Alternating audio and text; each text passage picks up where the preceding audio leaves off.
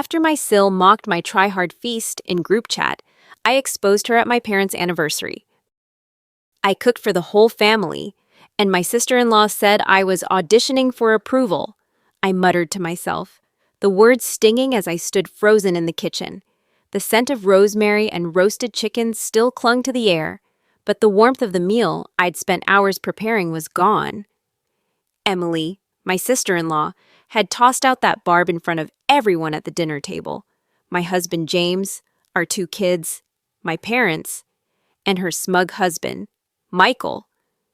Her voice had been sharp, like a knife slicing through the chatter, and the room fell silent. No one defended me. Not even James. I'd poured my heart into that dinner. It was the first time in months we'd all gathered at our house, a modest 2-story in suburban Ohio, with its creaky wooden floors and the dining room I'd spent days scrubbing. I wanted it to be perfect. I'd chopped vegetables until my hands ached, wrestled with a temperamental oven, and set the table with the good china we hadn't used since our wedding, all for Emily to reduce it to a performance, a pathetic plea for their validation. Her words hit me like a slap. I felt my face flush, my throat tighten, but I didn't snap back. Instead, I forced a smile, the kind that hurts your cheeks, and said, "Oh, Emily, you're too funny." The table laughed, nervously, maybe, and the conversation moved on. But I couldn't. I cleared plates in silence, my hands trembling as I stacked them in the sink. James didn't follow me to the kitchen.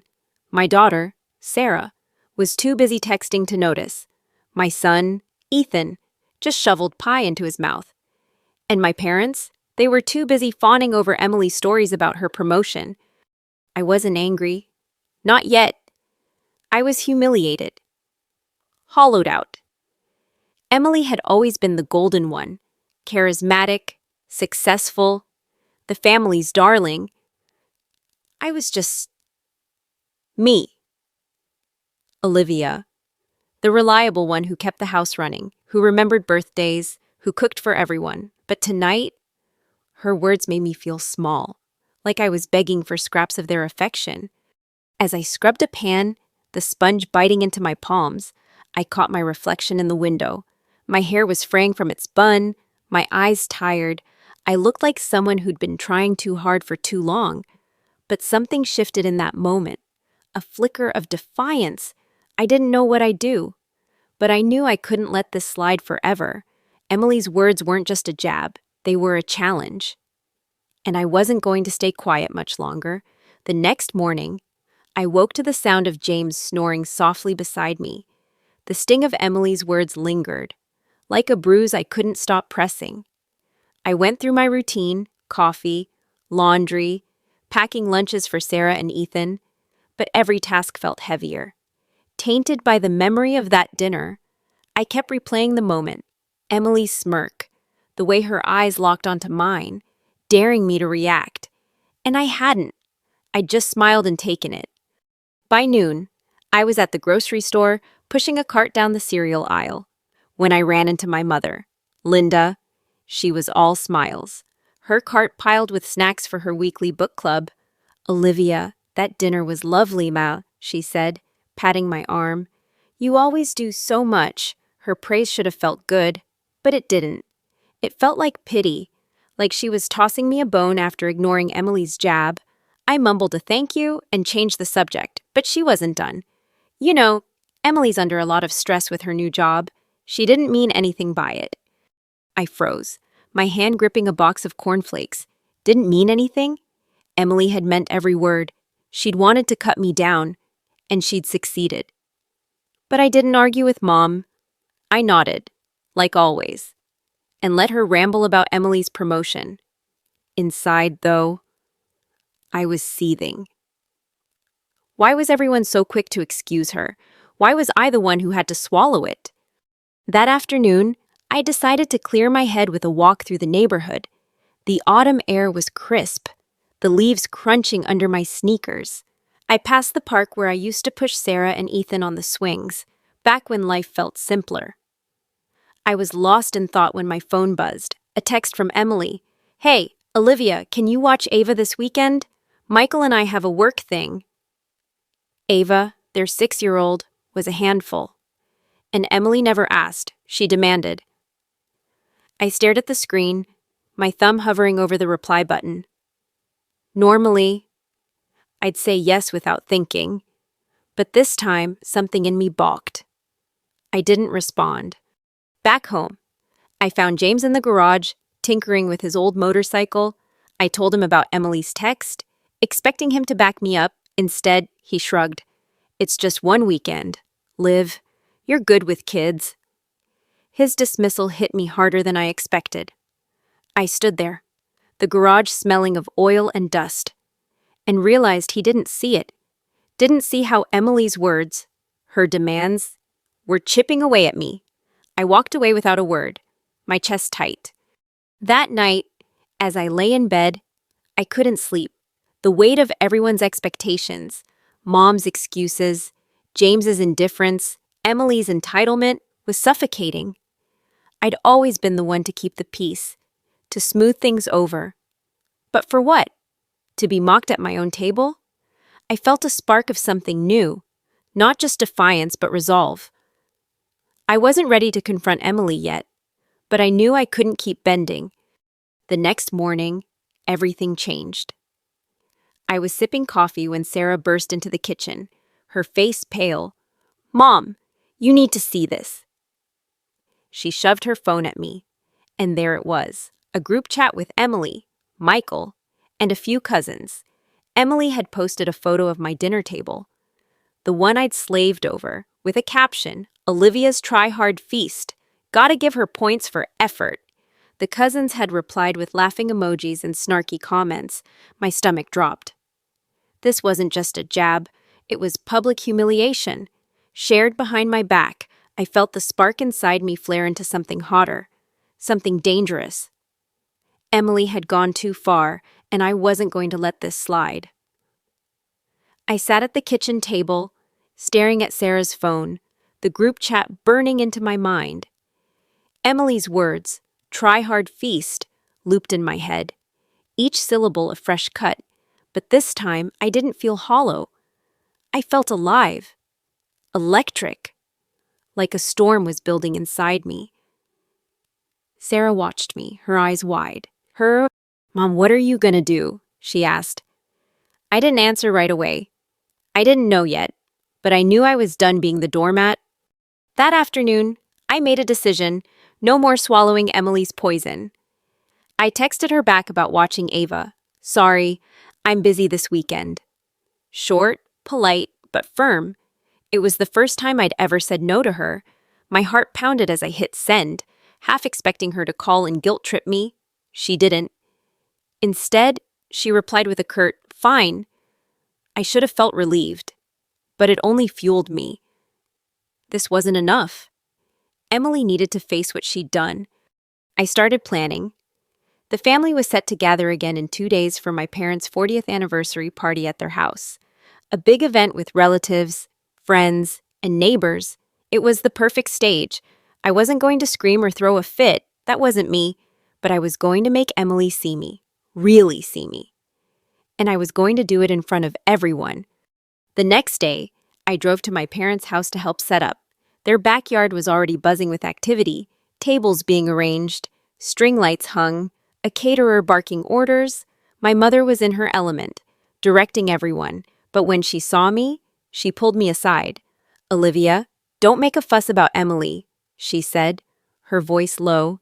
"She's been stressed, and we don't need drama at the party." I stared at her, my jaw tight. Even now, she was protecting Emily.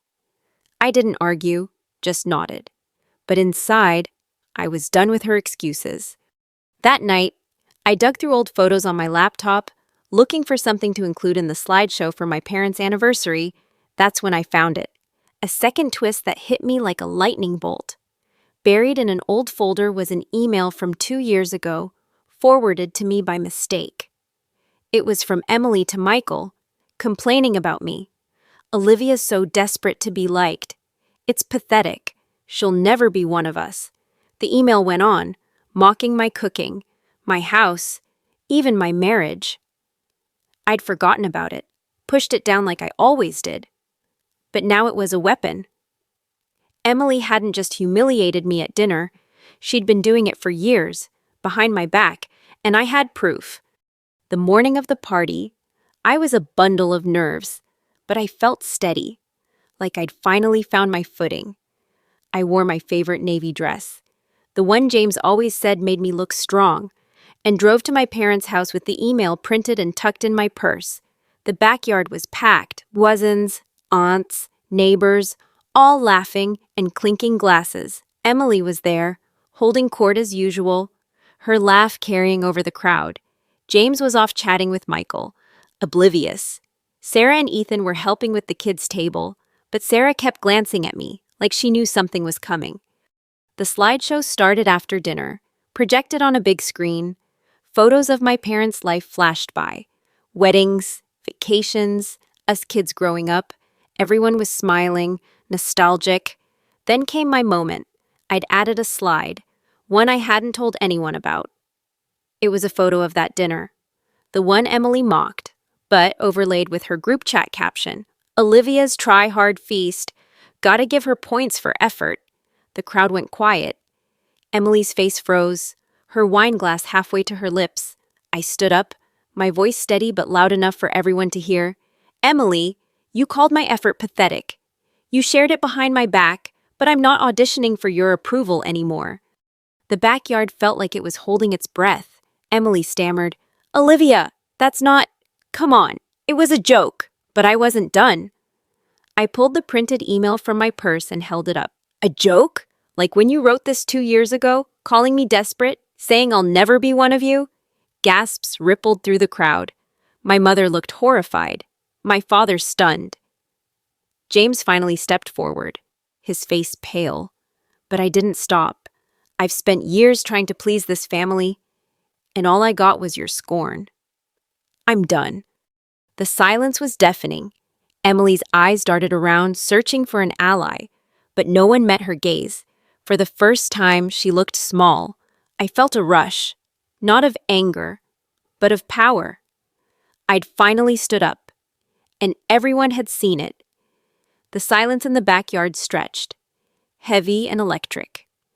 As every eye lingered on Emily, her face was a mask of shock, her usual confidence crumbling like dry leaves. I stood there, the printed email still in my hand, my heart racing but my resolve unshaken. For the first time in years, I felt seen, not as the dutiful wife or the invisible caretaker, but as Olivia, a woman who'd had enough.